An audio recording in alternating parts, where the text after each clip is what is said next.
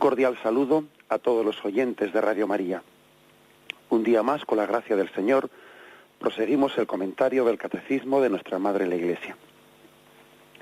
Dentro del sacramento de la confirmación, en donde nos encontramos, hablando de los efectos del sacramento de la confirmación, habíamos dejado sin concluir el punto 1303, un punto en el que se nos habla de cuáles son esos efectos. Por este hecho, la confirmación confiere crecimiento y profundidad a la gracia bautismal. Habíamos dejado sin concluir este texto y lo vuelvo a leer y lo concluimos. Y ahora detalla un poco, ¿no?, en qué sentido la confirmación confiere crecimiento y profundidad. Dice primero, nos introduce más profundamente en la filiación divina, que nos hace decir, Abba, Padre. Nos une más firmemente a Cristo.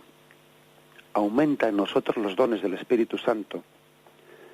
Hace más perfecto nuestro vínculo con la Iglesia. Nos concede una fuerza especial del Espíritu Santo para difundir y defender la fe mediante la palabra y las obras como verdaderos testigos de Cristo, para confesar valientemente el nombre de Cristo y para no sentir jamás vergüenza de la cruz. Bueno, lo principal de este punto, aunque ya habíamos tenido ocasión de referirlo, pero lo principal de este punto es la afirmación primera de que la vida espiritual es crecimiento y profundidad, ¿no? La confirmación es un sacramento de crecimiento, es casi lo esencial de este sacramento. Es un sacramento que está íntimamente unido al bautismo, como el crecer está unido al nacer. El nacer tiene que estar seguido de un crecimiento paulatino, ¿no? Sería un auténtico problema que un niño no crezca, ¿no? Y de hecho, ¿cuántas veces las madres van al médico? Pues porque ven que el niño no crece lo que debe de crecer. Y una de las primeras cosas que hace un médico cuando un niño ha nacido es ver si va cogiendo peso, no ha cogido peso suficiente, o si ha cogido peso suficiente, poner la leche materna, pues es suficiente o no debe tomar biberón o lo que fuera. Es decir, el ir cogiendo peso, todas las madres sabéis lo importante que es eso en un niño después que ha nacido, ¿no? Y es posible que después del momento del parto, pues en los primeros días, los primeros momentos pierda un poco de peso, pero enseguida debe de recuperarlo e irlo ganando. O sea, eso que ocurre en la vida física, bueno, pues eso mismo ocurre en la vida espiritual, ¿no? La vida espiritual debe de tener un continuo crecimiento. Esto es importantísimo que lo grabemos en nuestro corazón, porque por desgracia, cuando uno pierde, ¿no?, este sentido de fe, de que la vida cristiana es una relación con Dios, que hay que profundizarla, a veces se escuchan por ahí pues concepciones, no frases, no, que delatan, que dejan al descubierto pues una concepción totalmente falsa, ¿no? Cuando por ejemplo se oye, bueno, yo ya soy cristiano, yo ya me lo sé, o sea, yo ya he escuchado eso ya antes, o sea, no hace falta que me lo repitas, ¿no? Si total vas a la iglesia y lo que hoy oyes ahí más o menos ya lo has oído antes, yo esa lección ya me la sé, ¿no? Como si fuese pues el ser cristiano, un concepto que se oye, olvidando, ¿no?, que no es cuestión de que tú oigas o no oigas un texto, sino que el Señor te vaya haciendo crecer en él.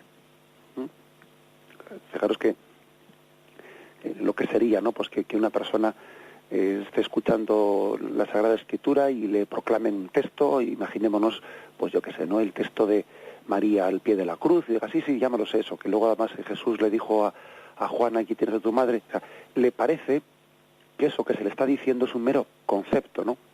No es un concepto.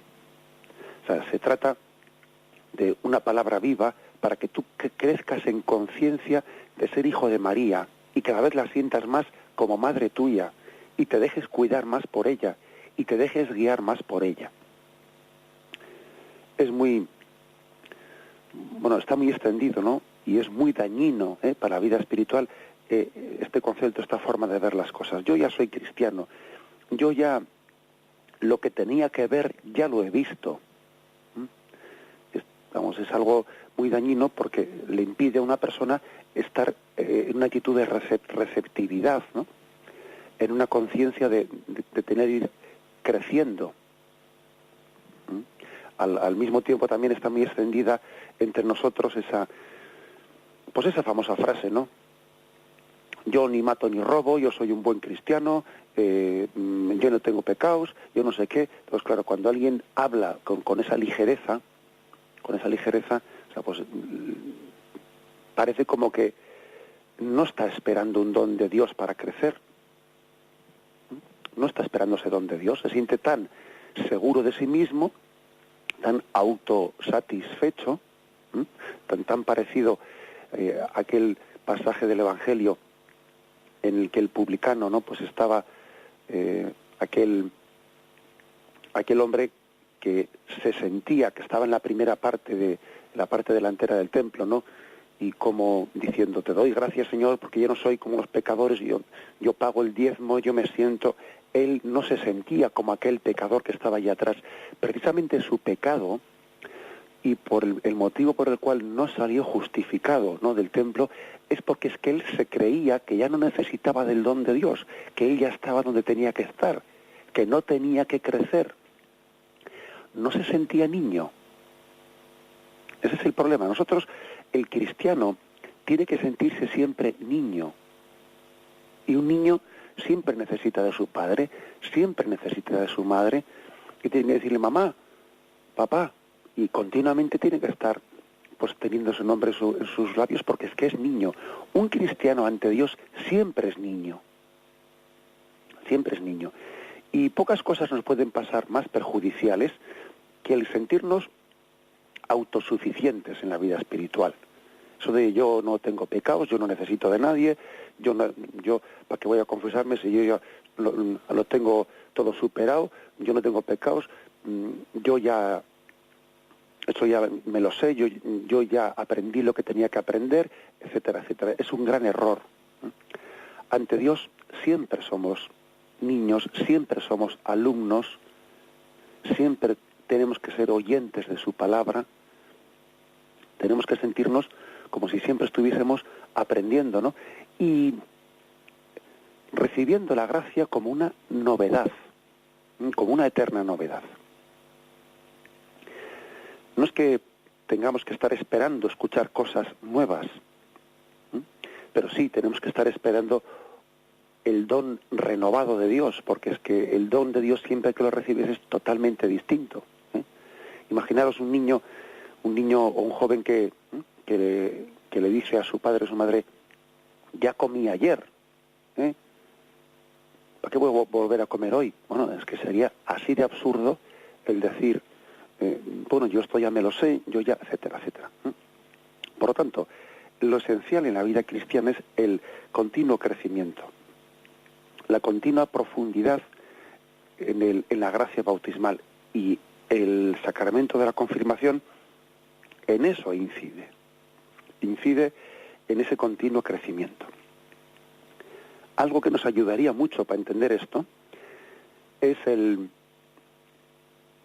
que el sacramento de la confirmación, como todos los demás sacramentos, ¿no? Pero bueno, el sacramento de la confirmación es un don para la santidad, y que nuestra única meta es la santidad.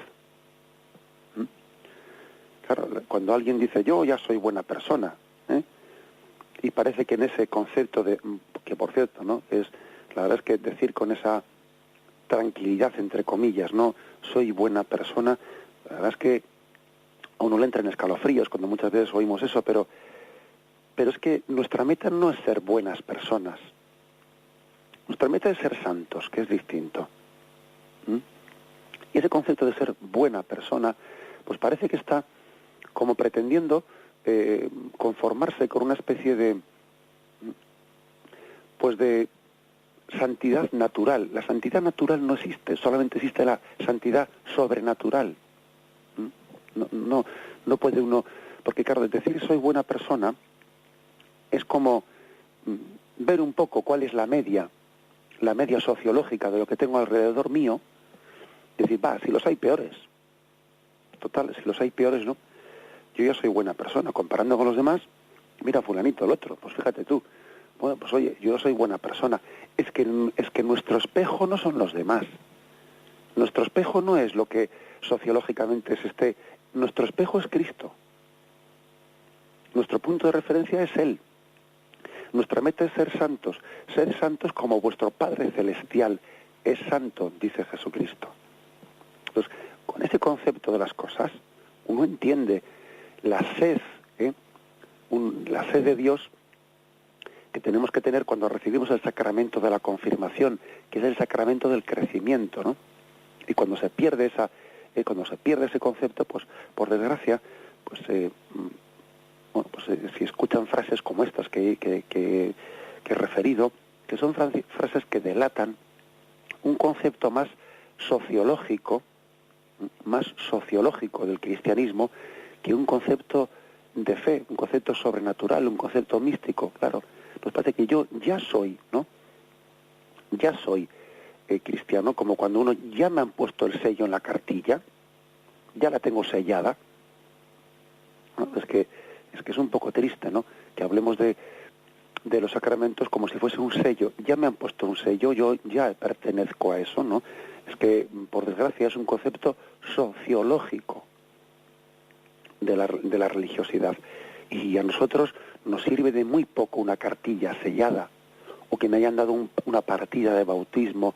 O sea, nos sirve de muy poco, ¿no? Si eso no es expresión de este crecimiento en Cristo.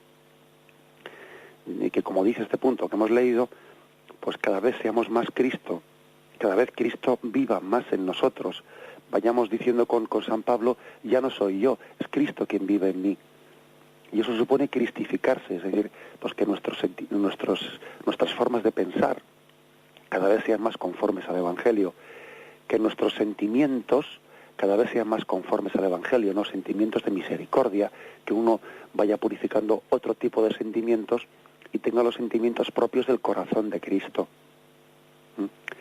Y tenga también pues la concepción de que sus reacciones espontáneas, etcétera, pues en vez de ser perezosas, en vez de ser rencorosas, etcétera, en vez de ser sensuales, pues sean las reacciones propias de Cristo. Ya no soy yo, es Cristo quien vive en mí. ¿Y quién puede decir, yo ya he llegado a eso? Pero ¿quién puede decir eso? O sea, estamos en continuo crecimiento y el sacramento de la confirmación es aquel que hace que Cristo crezca en nosotros y que nosotros vayamos disminuyendo en el hombre viejo, en nuestras reacciones carnales, ¿no? Y que sea Cristo quien viva en nosotros y el Espíritu Santo el que nos mueva, el que sea el motor de nuestra vida, el que nos inspire, el que nos lleve. Acordaros cómo hay pasajes en el Evangelio en los que se ve cómo Jesús es movido por el Espíritu Santo. Por ejemplo, dice, Jesús fue conducido por el Espíritu al desierto. Es decir, el Espíritu Santo le movía a Cristo a ir al desierto para afrontar las tentaciones. O, por ejemplo, cuando dice, Jesús, movido del Espíritu Santo, elevó los ojos y dijo, Padre, te doy gracias porque estas cosas se las has ocultado. Era movido por el Espíritu Santo. O sea, Jesús tenía en el Espíritu Santo alguien que la persona divina, connatural con él, con el Hijo, ¿no? Que movía sus actos. Bueno, pues ese es también el concepto cristiano que tenemos. Por eso lo del crecimiento, de que Cristo crezca en nosotros, etcétera, es tan importante. Y por eso es tan, pues nefasto, ¿no? Para la vida cristiana, esa sensación de que el cristianismo es sociológico, que yo ya estoy apuntado a la partida de bautismo, no estoy apuntado, que, pues toda la confirmación es obligatorio o no es obligatorio. A ver, ¿me permiten casarme si no estoy confirmado? O sea, o necesito que me metan otro sello más para que con este sello puesto pueda recibir esto otro. O sea, con ese concepto de la vida, la verdad es que no hemos entendido nada. No hemos entendido nada, ¿eh? tenemos que pedir pues este don, el don de que el sacramento de la confirmación se entiende en profundidad, pues cuando sabemos que nuestra meta es ser santos y que Cristo viva en nosotros, ¿no? Es importantísimo tener este concepto. Bien, vamos a reflexionarlo brevemente y continuamos enseguida. Y bien, fijaros que este punto que estamos comentando, 1303, habla también de que el sacramento de la confirmación tiene entre sus efectos un más perfecto vínculo con la Iglesia. Lo cual también nos tiene que rectificar si es que tuviésemos, ¿no? Si es que tuviésemos otro falso concepto que está también difundido, ¿no?, en algunos ambientes. Y es el falso misticismo de que quien está unido directamente con Dios, pues él no necesita el vínculo de la Iglesia. Como si, bueno, el vínculo de la Iglesia fuese el vínculo de los que necesitan una mediación de la Iglesia, porque ellos no tienen el hilo directo con Dios, ¿no? Si yo tengo hilo directo con Dios, pues yo ya no necesito la mediación de la Iglesia. Esa ha sido una herejía que también incluso durante la Edad Media tuvo una cierta implantación, que era el de un falso misticismo, decir, bueno, pues los que están directamente unidos con Dios, pues no tienen esa necesidad, ¿no?, de que pues tengan que estar recibiendo la mediación de sacramentos, de predicaciones, de preceptos, de cosas, porque les basta el amor. Es entender equivocadamente eso de que aquello que decía San Agustín, ama y haz lo que quieras, ¿no? Pues interpretan equivocadamente esa frase, pues como si el amor les librase de la ley de Dios, de los preceptos, de los sacramentos, de la mediación de la Iglesia, de todo tipo de obediencia, porque únicamente obedecen a Dios y entonces lo otro les sobra. Bien, eso es que sepáis que a veces nosotros nos pensamos que descubrimos el Mediterráneo, y el Mediterráneo hace mucho que estaba descubierto, y es que esa fue una herejía existente en la Edad Media, de unos falsos fraticellis que se les llamaba, ¿no? Es decir, que unos que se pensaban que habían tenido una iluminación mística, ¿no?, que ellos eran los perfectos y les sobraba la Iglesia porque les parecía que la Iglesia era para los imperfectos, para los que tenían que someterse a leyes, sacramentos, mediaciones, normas, etcétera. No, ellos tenían un hilo directo con Dios y eso les sobraba. Bueno, pues eso hoy en día de otra forma, ¿no?, y bajo otras características, ¿no?, pues también está en nuestro ambiente, ¿no? Está en nuestro ambiente el que uno se piense que cuanto más hijo de Dios es, cuanto más místico es, pues menos necesita de la Iglesia. Eso también lo vemos hoy con esta especie de renacer que hay aquí en Occidente de un espiritualismo orientalista, ¿no? O sea, que esa especie de búsqueda de Dios con experiencias de tipo de introspección, del que uno busca a Dios mediante técnicas de relajación y cosas por el estilo, pues bueno, pues les parece que por ese camino algunos piensan que les sobra la Iglesia, ¿no? Bueno, pues es que no es así. Cuanto uno está más cerca de Dios, está más cerca de la Iglesia, y cuando está más cerca de la Iglesia está más cerca de Dios. O sea, la mediación de la Iglesia no es suplida nunca, no es jamás innecesaria. Uno no puede decir, yo ya puedo prescindir de la Iglesia y llego... No, jamás puede decir eso.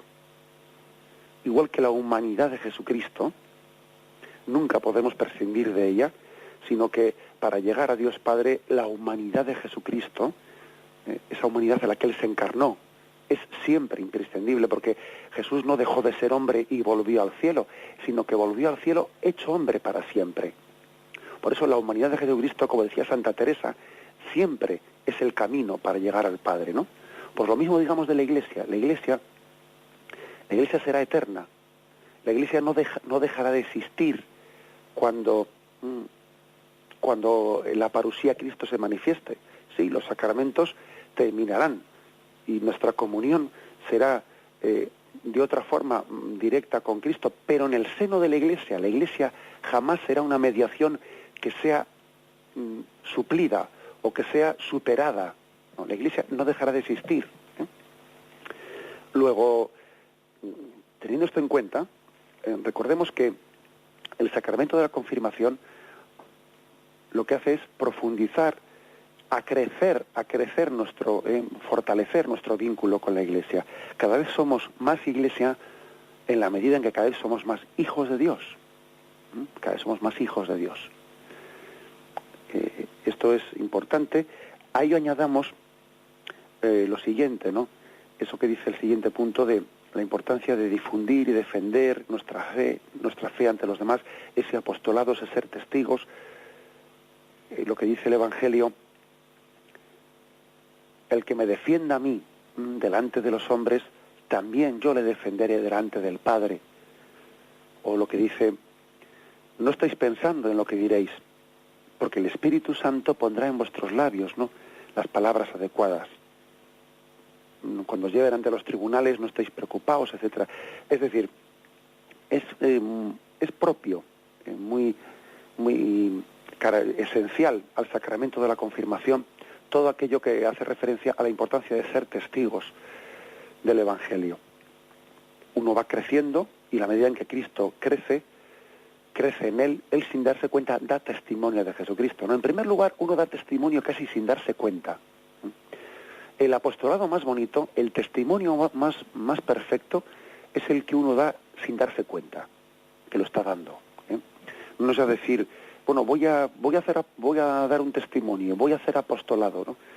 Bueno, está bien, también hacerlo y esforzarse en hacerlo, pero es que casi lo más bonito es que alguien dé testimonio sin darse cuenta de que lo está dando, ¿no? Pues, por ejemplo, de cómo lleva una enfermedad, con qué paciencia la lleva ante sus hijos. Él está enfermo y sin darse cuenta, sin pretender decir, voy a dar testimonio ante mis hijos, no, sino que lo está dando porque sus hijos ven cómo él lleva la enfermedad, con qué paciencia y con qué resignación. Bueno, pues, y los hijos dicen, hay que ver nuestra madre, pues cómo el apoyo que tiene en su fe, cómo le ayuda a aceptar con resignación y con alegría su enfermedad, etcétera, etcétera. Ese es el mejor testimonio, no el que uno diga, voy a ver cómo digo esto para dar, no, sino que espontáneamente, según lo hace, los demás, ¿sabes?, se percatan, claro, porque la gente que nos rodea ciega no es, y se da cuenta de las cosas. Bien, pero aparte de eso, lo que también añade este punto es que la fuerza del Espíritu Santo que se nos da a la confirmación nos permita superar respetos humanos. El no avergonzarse de Cristo. Aquello que les pasó a los apóstoles, ¿no?, que estaban cerrados en el cenáculo con las puertas cerradas por miedo a los judíos. Tenían miedos, tenían sentidos de ridículo, de vergüenza, etcétera, ¿no? Como hoy en día muchísimos cristianos pueden tener. Pueden tener el hecho de que estén continuamente condicionados, ¿no? Pues recuerdo una anécdota que no sé si os la he contado, una anécdota que yo viví pues en la parroquia en Zumárraga, y es que en una ocasión que convocamos al sacramento de la confirmación, pues hicimos un llamamiento en el que también a jóvenes más adultos que habían quedado sin confirmarse en su momento, pues también se les envió cartas, ¿no? Y entonces pues había ya muchas generaciones de personas que habían quedado sin confirmarse y que tenían 30 años o lo que fuera o más, ¿no? Y bueno, y también les convocábamos. Y resulta que también habíamos convocado a la misma hora a los más jovencitos. Primeramente pues hicimos entrar en la iglesia a los más jovencitos, y luego quedaron ya por ahí en los pórticos de la iglesia los más adultos, ¿no? Y claro, había dos jóvenes así de unos 30 años que habían sido convocados, y se encuentran, les habíamos convocado el viernes a las 8 de la tarde, se encuentran y, bueno, ¿tú a dónde vas y tal? No, pues le dice uno a otro, iban a lo mismo, ¿verdad? Pero uno le dice a otro, no, pues yo voy al polideportivo, y dice, no, pues yo vengo ahí de hacer unas compras y tal, y bueno, hasta luego. Y cada uno disimulando de a dónde iba, ¿no? Total, que llega el momento, se da una vuelta uno por la iglesia y tal, llega un momento en que yo, bueno, ahora que pasen los mayores y tal. Pasan los mayores, nos sentamos allí en un salón grande, que yo sé, pues habría unos 15 o 20, y entonces se encuentran los dos ahí sentados uno frente a otro, el que decía voy al polideportivo, yo vengo a hacer unas compras y yo pasaba por aquí casualmente, y se encuentran que los dos estaban disimulando que iban a lo mismo, ¿no? Y recuerdo, vamos, es una cosa que se me quedó grabada, recuerdo la conversación que tuvieron entre ellos dos, vamos, ante los demás, ¿no? No privadamente, sino ante todo el grupo, diciendo, ¿te das cuenta qué limitados que somos, ¿no? Qué poca libertad tenemos, que estábamos tú y yo ahí fuera diciéndonos, pues, no, pues yo vengo del polideportivo, pues yo voy al otro. Te das cuenta que los dos somos amigos, que pertenecemos a la misma cuadrilla, que habíamos recibido de la parroquia esta carta y que no hemos tenido la libertad para decirlo, oye, ¿tú has recibido esto o no has recibido esto? Sino que por vergüenza cada uno nos lo hemos comido, nos lo hemos callado, ¿no? Delante yo delante tuyo y tú delante mío, nos lo hemos callado por respetos humanos, no por vergüenza, porque parece que precisamente por eso les dije yo, la Iglesia os convoca y os quiere dar una fuerza del Espíritu Santo para que si estáis abiertos a esa gracia, pues podáis superar esos respetos humanos, ¿no? en la forma de actuar. Qué importante es la superación de los respetos humanos, que son una auténtica tumba para muchas personas, se quedan enterrados en esa tumba. Qué importante es que el Espíritu Santo nos dé la libertad de actuar ante Dios como si Dios fuese tu público, no como si lo fuese, es que lo es de verdad. Es que las cosas las tenemos que hacer en presencia de Dios, siendo conscientes de que Él te mira, de que Él te conoce. Os pongo un ejemplo. ¿Os habéis fijado cómo a un niño se le suele notar cuando hay gente de fuera de visita en casa? Qué distinto actúa. Se pone tontito, se pone tal. Generalmente suele actuar de una manera más incorrecta. Incorrecta porque al niño se le nota que hay gente de fuera. Uy, cómo se le nota. Que engancha, pues quiere llamar la atención, quiere tal, quiere cual, ¿no? Bueno, eso que les pasa a los niños también nos pasa a los adultos de otra forma. Que tenemos esa falta de espontaneidad, de que actuamos ante los demás y no ante Dios. ¿Cómo se le suele notar a muchas personas, por ejemplo, cuando tú hablas por teléfono con alguien con el que tienes mucha confianza? ¿Cómo notas enseguida si está solo o está acompañado? Porque notas que su tono de voz es el natural o no, está un poquito tenso, está un poquito tal, porque claro, como tiene gente alrededor, pues está un poco, entre comillas, actuando delante de él. Actuando. Y ya le nota uno y dice, no, este no está solo, tiene a gente alrededor, porque ya le noto yo que no habla con naturalidad. Ese es un problema auténtico que tenemos, ¿no? La falta de libertad, de espontaneidad, porque no actuamos en presencia de Dios, porque estamos mirando cómo nos miran, estamos pendientes de ello, de cómo somos percibidos, igual que el niño, también nos pasa a los mayores. Bueno, ese es un don de Dios que tenemos que pedir en el sacramento de la confirmación, actuar con la libertad de los hijos de Dios, como si Dios fuese mi público y no me siento condicionado por la llamada de los demás, ¿no? Aquello que también en alguna ocasión os he comentado, de esa especie de pensamiento, ¿no? Que dice, baila como si nadie te estuviese viendo, con esa libertad, es decir, no con esa especie de vergüenza de, ay, que me miran, ay, qué vergüenza, ay, que no sé qué, ay, que no sé cuántos, ay, que me están escuchando, ay, que he metido la pata, ay, qué vergüenza. O sea, esos sentimientos de vergüenza, de respetos humanos, son propios de quien todavía no se ha abierto a un don de Dios, de que Dios sea su público. Es lo que nos puede llegar a costar el hablar en público por el sentido de vergüenza, de que igual le meto la pata, de que igual no sé qué, de que qué va a pensar este de mí, no sé qué y no sé cuántos. Tenemos que pedir la gracia de vencer los respetos humanos y de actuar con plena libertad, en el no avergonzarse, Y si en algún momento el Señor permite que hagamos el ridículo por Él, es que pocas cosas más hermosas podemos ofrecer por amor del Señor que hacer el ridículo. Y si uno tiene que pedir perdón, pues lo pide. Y si uno tiene que decir, pues perdón, que no sé hablar bien, pues lo dice. Y no pasa nada, ¿no? Y no pasa nada. Por lo tanto, este aspecto concreto del sacramento de la confirmación, pidámoslo mucho, el no avergonzarse, el superar los respetos humanos, el vencer el qué dirán, el no actuar con naturalidad, ¿no? Con naturalidad lo digo, pues en que si Dios es mi público, yo actúo igual cuando estoy ante 15 que cuando estoy ante 2, ¿no? Porque es que Dios siempre me está mirando, yo en su presencia siempre estoy, ¿no? Luego el hecho de que haya más gente o menos gente es un pequeño detalle y casi insignificante, porque Dios siempre me está mirando. Que luego haya 100 más o haya 100 menos, eso ya poco importa, ¿eh? Ese es otro aspecto importante, ¿no? Pedir esa gracia, esa fuerza especial del Espíritu Santo para tener la libertad, ¿no?, de testimoniarle delante de los demás. A eso se añade pues el hecho de que confiamos en que el Espíritu Santo nos inspirará, pondrá en nuestras palabras lo que tenga que poner, ¿no? O pues para que expresemos con esa libertad de no avergonzarse de la cruz de Cristo, dice aquí. No sientas jamás vergüenza de la cruz de Cristo. Porque claro, hay que tener en cuenta, por ejemplo, un joven adolescente, claro, vivir esto para él puede llegar a ser heroico, ¿eh? Porque claro, el joven adolescente está en un momento en el que, como se está desarrollando esa imagen que él tiene delante de los demás, para él es fortísimo, ¿no?, el que delante de los demás él quede marcado de una forma determinada.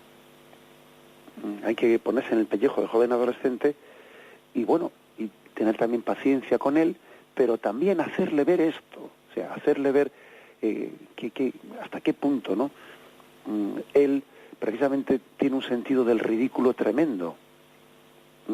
Y muchas veces cuando un joven adolescente le dice a su padre o a su madre, ¿no?, ¿qué más dará? ¿Qué más dará lo que digan? Yo quiero vestir como quiera y tal. Sí, precisamente dime de qué presumes y te diré de qué careces. Un gran problema del joven adolescente suele ser que tiene un sentido de vergüenza y de ridículo tremendo. Bien, por eso especialmente la Iglesia dirige el sacramento de la confirmación entre nosotros a esos jóvenes que tienen un problema tan grande de imagen, pidiendo que el Espíritu Santo en el sacramento de la confirmación les libere de todas esas esclavitudes, ¿no? Y pidiendo la gracia para crecer en la libertad de los hijos de Dios. Eso puede llegar a ser heroico, ¿eh?, en un joven adolescente, el vencimiento de de todos esos condicionantes tan grandes, ¿no? Y pidamos la gracia de Dios para nuestros jóvenes que se preparan para la confirmación, para que tengan esa libertad interior. Bien, lo meditamos brevemente y continuamos enseguida. Y permitidme que antes de pasar un poco al punto siguiente, todavía le dé una vuelta más a la tuerca, a esto de la petición de la gracia del Señor para ser libres de nuestra imagen, ¿no? Porque es que esto afecta tanto, nos afecta tanto esa falta de libertad, ¿no?, que incluso yo creo que somos testigos de cómo, por lo menos en nuestro contexto sociológico, ¿no?, que yo creo que no hay tantas diferencias por ahí, pero por ejemplo, hablemos de nuestro contexto sociológico. ¿Cuántas veces, por ejemplo, esto a los hombres nos ha hecho un daño tremendo? Nos ha hecho un daño tremendo, ¿por qué? Pues porque parece que la imagen es, pues que el hombre tiene que ir más de duro de la película y parece que la mujer ha sido la que ha cargado, a la que se le ha apropiado, ¿no?, tradicionalmente de la sensibilidad religiosa, y el hombre parece como que no se espera de él que sea tan religioso como la mujer, y entonces el hombre, delante de sus amigos, de su cuadrilla, pues tiene que cumplir un poco un papel de ir un poquito del machito ibérico, ¿no?, y de ir un poco de durito. Eso hace un daño tremendo, y a veces observas como la Iglesia, pues eso, sale el marido acompañado de la mujer, y allí de repente se encuentra con toda la cuadrilla, y el hombre dice: tierra, trágame, que están aquí todos estos. ¿Qué? Te ha enganchado la mujer, ¿eh? Y ya te das cuenta que el otro lo está pasando fatal. Lo está pasando fatal porque los otros, en esa especie de machismo estúpido, que a veces solemos gastar, ¿no?, pues parece como que le están diciendo como que si ese acudir a la Iglesia por parte del marido, pues ha sido porque la mujer, que es la que pretende en casa, pues llevar adelante, ¿no?, pues esa especie de sensibilidad religiosa le ha enganchado, y tú, qué poca personalidad tienes, ¿eh? Cómo te enganchan las mujeres, en vez de venir aquí a tomar vinos con nosotros, ¿no? Eso es tremendo, ¿eh? Es tremendo el condicionamiento tan grande que podemos tener, ¿eh? Y pienso que especialmente al mundo masculino esto le ha hecho más daño que al mundo femenino, más daño. ¿Por qué? Pues por imagen de dureza, de falsa dureza, que es una falsa dureza, absolutamente de una falsa sensibilidad, ¿no? Que claro, ya están ahí comiéndoles el coco, ¿no? Pues a las mujeres, ahí están las mujeres. Bueno, eso es un daño muy grande, daño muy grande. ¿Hasta qué punto también esto después les influye a los niños? Porque fijaros que cuando hay un bautismo y bueno, pues el que se bautiza es un niño, yo muchas veces en la preparación del bautizo le he hecho ver a los padres que el hecho de que sea niño y no niña, el que es bautizado, pues hace que sea tremendamente importante el testimonio paterno en la educación de ese niño. Pues claro, el niño, si está viendo, si va al principio no hay ningún problema, por supuesto, no hay ningún problema porque el niño le transmite los valores y las oraciones y la sensibilidad religiosa a la madre y él no se cuestiona nada, pero el niño en muy poco tiempo comenzará a darse cuenta de que si el padre no le da el testimonio también de vivencia religiosa, el niño hará una especie de consideración, de decir, esto debe ser cosa de mujeres, porque yo no veo que papá me hable de estas cosas, me habla mamá y papá, bueno, pues parece que entonces yo quiero ser un machito como mi padre, ¿no? Y entonces, bueno, pues esto debe ser cosa de mujeres para que lo haga mamá con... Claro, es que las cosas son así, es decir, ojo porque en el género masculino somos especialmente vulnerables a esta tentación, a la tentación de la imagen, en materia religiosa, Luego en otras materias, pues también el mundo femenino, por supuesto, que tiene muchísimas tentaciones de imagen y, por supuesto, pero bueno, me refiero a esto en concreto en este momento. En pocas cosas pueden hacer tanto bien como el liberarse de este tipo de cosas. Fijémonos en lo que suponen ciertas iglesias, que hay una especie ahí de imagen en la que parece que los hombres tienen que permanecer en la parte casi exterior de la iglesia, casi sin entrar dentro, ¿no? Porque ¿cómo se va a poner un hombre en la parte delante y mezclarse entre las mujeres de la iglesia? Bueno, por Dios, eso es que qué vergüenza, ¿no? Ay, qué vergüenza. Pero qué tontería es esa. O sea que yo ya tengo que estar ya en una actitud de la que estoy en el funeral, medio en la calle, porque claro, no, los hombres nunca se han puesto allí sentados en los bancos en la parte de delante, y cosas por el estilo, ¿verdad? Cosas por el estilo en la que uno puede decir, pero qué niños que somos, pero qué niños, que cualquier cosa de esas nos quitan libertad, ¿no? Y luego es curioso, ¿no?, que hablemos tanto de la libertad y estamos esclavizados por tonterías de esas. O sea que yo creo que reivindicar el sacramento de la confirmación es reivindicar la libertad de los hijos de Dios, ¿no?, que nos hacen actuar pues con verdad. Y es que siempre se ha hecho así aquí. Bueno, es que si siempre ha sido una estupidez lo que se ha hecho, ¿por qué yo no voy a tener la libertad de cambiarla? Vamos a ver, si siempre se ha hecho una estupidez, pues la costumbre de que los hombres no pueden estar presentes aquí o no se puedan, claro, ¿cómo se va a poner el hombre ahí de rodillas? Pero ¿por qué no se va a poner de rodillas? Vamos a ver, la libertad de los hijos de Dios es esa libertad que tuvo Jesucristo de hacer cosas que en aquel tiempo no se hacían y Jesús escandalizaba, ¿no? Nunca nadie ha hablado así, nunca, bueno, pues eso, pues esa libertad que tuvo Jesús, que incluso escandalizó en su tiempo, es la libertad que tenemos que ejercer nosotros para romper imagen, ¿no? Para romper imagen, ¿no? Y bendito sea Dios si nos permite romper imagen, taconear esa imagen que tenemos, ¿no? Nuestro amor propio, el qué dirán, ser capaz de pegar un taconeo, ¿no?, encima de eso, vamos, pisarlo encima, sobrepasarlo, ¿no?, siendo libres con la libertad de los hijos de Dios. Bien, perdonad que haya insistido tanto en esto, pero creo que es importante que pidamos esa libertad de los hijos, en la que crezcamos día a día. Tenemos la hora cumplida, y me despido con la bendición de Dios Todopoderoso, Padre, Hijo y Espíritu Santo, descienda sobre vosotros. Alabado sea Jesucristo.